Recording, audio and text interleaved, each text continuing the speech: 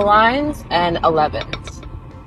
I would suggest not doing it and simply using the red light. So I think this intellectual friend does make some good, valid points. I'm Brittany Buhalog. I'm a board-certified dermatologist, and several things that he is saying are absolutely correct. Yes, red light therapy masks can increase collagen production by stimulating the fibroblasts in your dermis to pump out more collagen. The result is a slight improvement in fine lines and wrinkles. I notice it most especially in the area around the eyes.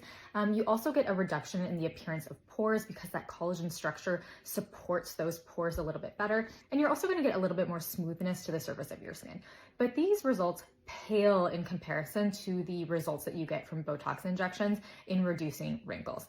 Botox does not do a darn thing to increase collagen production. It simply, as he says, paralyzes your muscles. It prevents those nerves from stimulating muscles to contract. The amount of wrinkle fighting capabilities you get from Botox injections is just unparalleled. And that's why there is really nothing else on the market that can compare to getting Botox injections for reducing wrinkles. But yes, they work differently. Red light therapy will stimulate collagen production and give you slightly better texture to your skin, slight reduction in wrinkles, but Botox just really gives you the most bang for your buck in terms of actual wrinkle reducing capabilities. So he's a little bit off on that point. I think the two together are a great anti-aging combination.